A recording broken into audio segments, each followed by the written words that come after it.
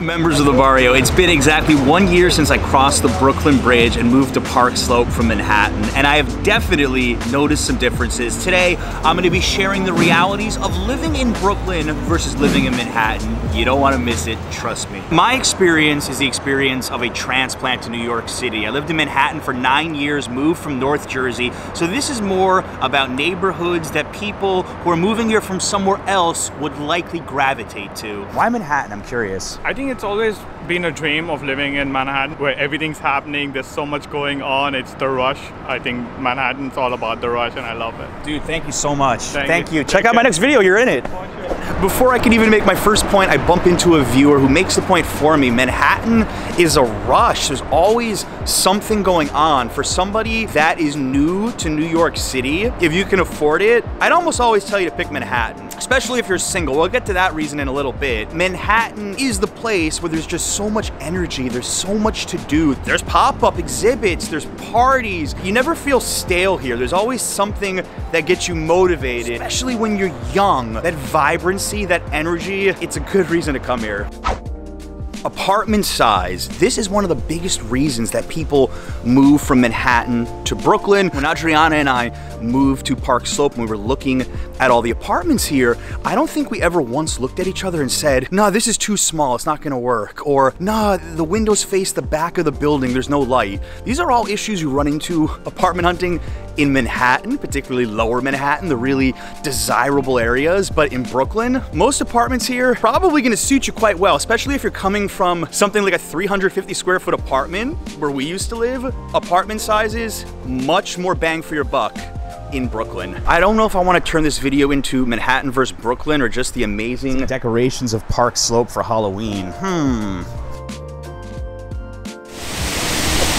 If you're single, I've got to give Manhattan the nod. There's a lot of reasons for this. No matter where people live in the tri-state area, they always have some connection to get to Manhattan, usually pretty quickly. You're really central to everybody. You can date people from Jersey, Long Island, Westchester. They're rarely gonna say, "No, I don't wanna go on a date with you in Manhattan," unless you try to go for people in Brooklyn. Those are the only ones I've seen who in the past maybe would put up a little bit of a fight about it. Manhattan has the most bars, the most restaurants, the most places to go out on dates. Yeah, it's gonna burn a hole in your wallet pretty quickly, but just for sheer options, for sheer desirability, living in Manhattan is the best choice if you're single. I've been to the financial district so many times, I've never walked by this before. Usually, it goes something like this. You get married, you have kids, you want to have kids, you move to Brooklyn because you get more space in your apartment, there's so many playgrounds here, heck, there's just more kids here in general. When I live here in Park Slope, at like 3 o'clock, it's like nursery school gone wild outside, and I realize the benefits for families living in Brooklyn. It's a lot less hectic. We're gonna get to some of the other reasons. And as a married couple, I think we value having more space as well.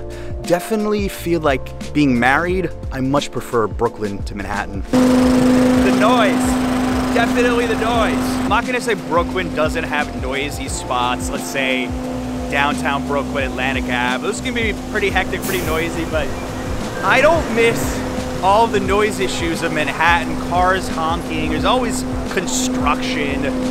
Yeah, don't miss the noise, definitely much noisier in Manhattan. If you want to move to more of the desirable neighborhoods in Brooklyn that are closer to Manhattan, you may be surprised to find out that the apartment costs really aren't that different.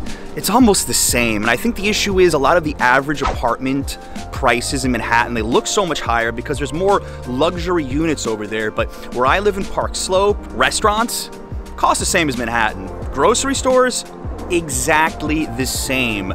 I don't feel like I save that much money living here based on the costs. I think I save more money just because there's less to do in a way. I feel less FOMO here, as does my wife Adriana. We both agree about that we spend less money living in Brooklyn because it's just more relaxed. I don't feel like I have to be active and be stimulated all the time like we were when we lived in Manhattan. But a general rule of thumb, and this does not pertain to all of Brooklyn, the closer you live to Manhattan, the more expensive everything is gonna be. I'd like to thank a sponsor of today's video, BetterHelp. Now, moving to New York City, it can be a very stressful and trying experience. BetterHelp will assess your needs and match you with a licensed professional therapist. You can start communicating within 48 hours. It's not a crisis line, it's not self-help, it's professional therapy done securely online. There's a broad range of experience in BetterHelp's 20,000 plus therapist network, which may not be locally available in many areas. And the good news is this service is available for clients worldwide. You can log into your account and send a message to your therapist at any time. And what's great is you'll never have to sit in some awkward waiting room. Everything is done either by phone or by video chat, and you'll get timely and thoughtful responses really quickly. They're committed to finding a great match for you. If you need it, you can switch therapists whenever you want.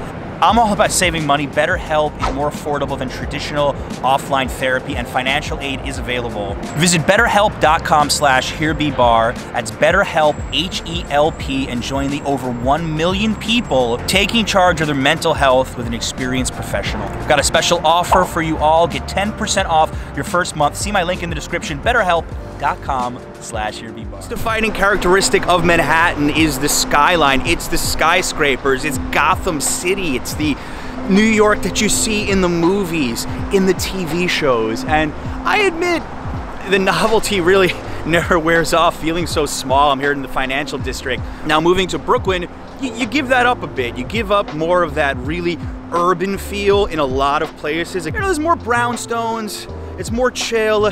There are some skyscrapers in Brooklyn, but nothing like this everywhere. Manhattan has got that. If you want that true city experience, there's no substitute for Manhattan, none. Brooklyn's more laid back. We're gonna leave out Williamsburg and the touristy parts of Dumbo from this explanation, but in general, especially the neighborhoods of, let's say, Brownstone, Brooklyn, Park Slope, Bed-Stuy, Cobble Hill, Clinton Hill, etc., you move here for the vibe. Sure, there's energy, but the streets are wider. There's less people running about all the time. I can walk a few blocks here and not run into anybody. As we film this, nobody's walking by. That vibe you're looking for when you come to Brooklyn, just more chill. It's healthier in some ways. Having the hectic pace of life in Manhattan, sure, you feel like you want to achieve more, but at the same time, I think you can take a deep breath in Brooklyn. I think you can go to Manhattan, do whatever you need to do, come back, and just breathe a little bit. That's something that's been so important to me moving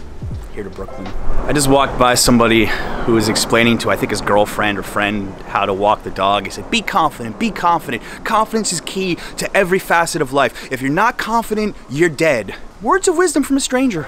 Let's be real. Manhattan is the glamorous borough. It's the borough where you want to show off your life, you're an influencer, you want to share photos on Instagram, TikTok, wherever.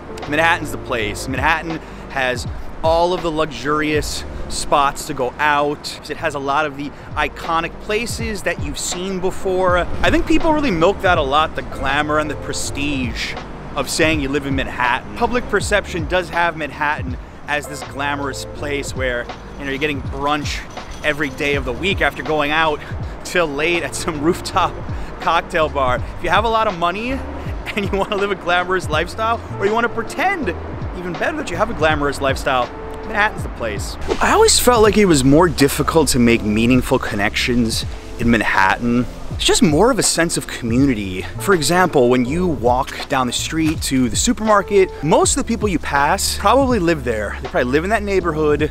In Manhattan, especially, let's say Midtown, Lower Manhattan, you're either passing tourists, you're passing commuters. Now things are changing as more and more tourists are coming back. It was a little quiet in Manhattan for a while, kind of got scary there, but I just never felt that sense of community living in Manhattan. It was so transient. I feel like a lot of people come to Brooklyn to put down more solid roots. Manhattan, just feel because of the transience, it's easier to meet people and to make friends, but it's harder to make those meaningful connections that I think you can make in Brooklyn, which to me feels more like a community, but it depends where you are too in the boroughs. You know, we talk about sense of community. I see this so much more in Brooklyn than I ever did in Manhattan. People just leaving stuff to pick up books, games, apple cider vinegar.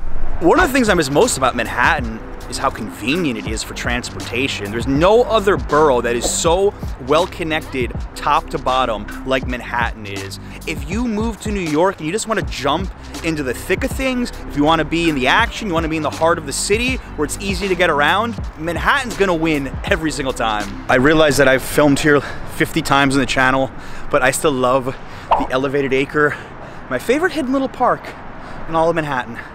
And as usual, it's not very busy. I think Brooklyn is beginning to get more popular than Manhattan for people moving in. The pandemic has changed the way that many people see their work-home relationship. A lot of people that lived in Manhattan who now don't have to go to the office anymore, well, maybe they'd rather live in Brooklyn and have more space, or if they have to go to Manhattan once or twice a week, a 20-minute commute isn't such a big deal anymore. My friend left his apartment in Cobble Hill. He said that so many people applied for his old listing that the person that got it overbid. I mean, I've heard of people overbidding on houses for sale, but on a rental, I didn't even know that was a thing. In my building, there was an apartment open. 15 people saw it, 14 people applied for it. Brooklyn is growing in popularity. It's been popular for a long time, but I think the pandemic is giving it even an extra push right now. If you want to move to New York City and just get ahead in your career